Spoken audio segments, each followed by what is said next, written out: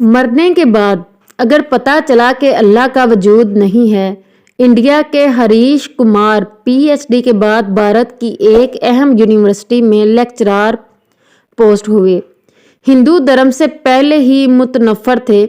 1986 London में दौरान तलीम Stephen Hawkins की लेक्चर्स और कुतब से इसे ऐसा मुतारफ हुआ कि खुदा का ही मुनकिर हो गया, और ऐसा मुनकिर कि बड़े बड़े मुस्लिम, ईसाई और यहूदी उलमा से भरपूर मुबाहसा करता। यहाँ तक कि डॉक्टर जाकिर नाइक भी मुझे कायल ना कर सके। डॉक्टर बताते हैं कि 2005 की छुट्टी के दिन एक सुबह मुस्लिम सब्जी फरोश ने बेल की। हम गुज़श्ता 20 साल से सब्जी इसी से खरीद रहे थे। इस दिन मैंने इसे चाय की ऑफर की तो उसने कबूल कर ली। हस्बे मामूल खुदाया ताला के वजूद पर इससे बहस शुरू कर दी। 30 मिनट की गुफ्तगू से मालूम हुआ कि वो सीधा साधा मुसलमान है जो 5 वक्त की नमाज पढ़ता है। हाँ, वो सौदे में बहुत ही साफ गो और ईमानदार था, मुनासिब दाम में बेचता था। आहर चलते हुए इसने एक ऐसी बात की जिसने मेरी जिंदगी ही बदल दी। वो क्या थी? डॉक्टर जी, तुमने खुद बोला कि तकरीबन 6000 से 10,000 साल इंसानी तारीख में पैगंबरों की कहानियां चल रही हैं और सब के सब एक अल्लाह और जन्नत दोज़ख की बात करते हैं, और साइंस मरने के बाद के हालात का जवाब ही नहीं दे सकती। तो अब 2 ही इम्कानात हैं। नंबर 1, अल्लाह का वजूद नहीं है।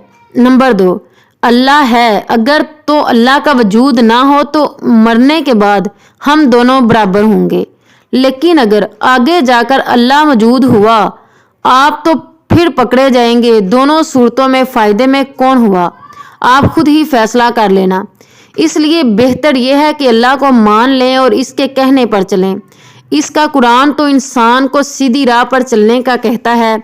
मैंने सारी ज़िंदगी प्रोबेबिलिटी के लेक्चर्स दिए, लेकिन इसके जाने के बाद सोचा कि इस तरफ तो मेरा ध्यान ही नहीं गया कि दोनों सूरतों में अल्लाह को मानने वाला फ़ायदे में है।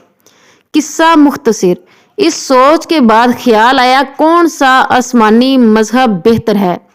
मजहब का इल्म तो मुझे पहले ही काफ़ी था। डॉक्टर जाकिर नाइक के एक लेक्चर में 1400 साल से पूरा कुरान मजीद का हरफ ब हरफ एक होने का सुना तो इंग्लैंड में क्रिश्चियन मिशनरी अदारे में इसकी तहकीक दरियाफ्त की तो सब ने इस बात की तस्दीक की। अल्हम्दुलिल्लाह, आज मुझे और मेरे घर वालों को मुसलमान हुए 15 साल हो गए हैं।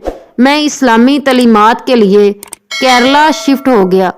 मेरी 3 बेटियां हाफ़िज़े कुरान हैं और अल्लाह करीम ने मेरी ज़िंदगी ही बदल दी।